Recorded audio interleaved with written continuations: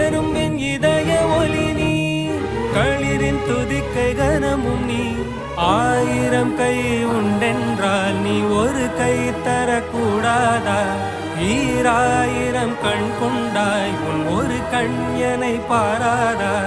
உன்னில் சரணடைந்தேன் இனி நீ கதியே.